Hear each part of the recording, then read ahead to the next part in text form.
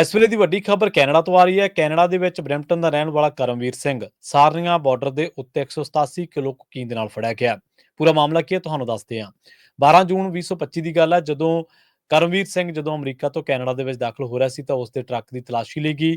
ਤਾਂ ਇਸੇ ਦਰਮਿਆਨ ਤਲਾਸ਼ੀ ਦੇ ਦਰਮਿਆਨ ਉਹਦੇ ਕੋਲੋਂ 187 ਕਿਲੋ ਕੋਕੀਨ ਜਿਹੜੀ ਹੈ ਉਹ ਬਰਾਮਦ ਕੀਤੀ ਗਈ, ਜਿਹਦੀ ਜਿਹੜੀ ਬਾਜ਼ਾਰੂ ਕੀਮਤ ਜੇਕਰ ਉਹਦਾ ਅੰਦਾਜ਼ਾ ਲਾਈਏ ਤਾਂ ਤਕਰੀਬਨ 23.2 ਮਿਲੀਅਨ ਡਾਲਰ ਬਣਦੀ ਆ।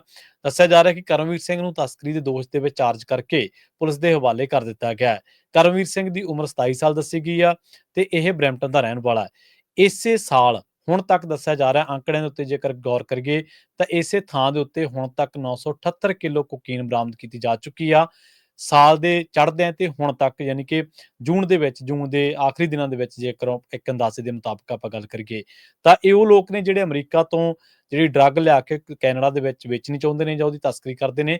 ਇੱਕ ਹੋਰ ਨਾਂ ਕਰਮਵੀਰ ਸਿੰਘ ਦੇ ਰੂਪ ਦੇ ਵਿੱਚ ਦਰਜ ਹੋ ਗਿਆ, ਉਹਨਾਂ ਲੋਕਾਂ ਦੇ ਵਿੱਚ ਸ਼ੁਮਾਰ ਹੋ ਗਿਆ ਜਿਹੜੇ ਕੈਨੇਡਾ ਦੀ ਬਾਰਡਰ ਦੇ ਉੱਤੇ ਸਾਰਨੀਆਂ ਦੇ ਜਿਹੜਾ ਬਾਰਡਰ ਹੈ ਉੱਥੇ ਫੜੇ ਗਏ ਨੇ।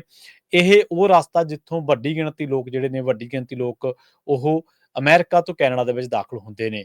ਤੇ ਪਹਿਲਾਂ ਵੀ ਇਸ ਬਾਰਡਰ ਦੇ ਉੱਤੇ, ਇਸ ਥਾਂ ਦੇ ਉੱਤੇ ਟਰੱਕਰ ਜਿਹੜੇ ਨੇ, ਖਾਸ ਕਰਕੇ ਕੈਨੇਡਾ ਦੇ ਨਾਲ ਸੰਬੰਧਿਤ, ਉਹ ਕਈ ਮਾਮਲਿਆਂ ਦੇ ਵਿੱਚ ਤੇ ਕਈ ਕਿਲੋਗ੍ਰਾਮ ਉਹਨਾਂ ਤੋਂ ਕੋਕੀਨ ਜਿਹੜੀ ਆ ਬਰਾਮਦ ਹੋ ਚੁੱਕੀ ਆ।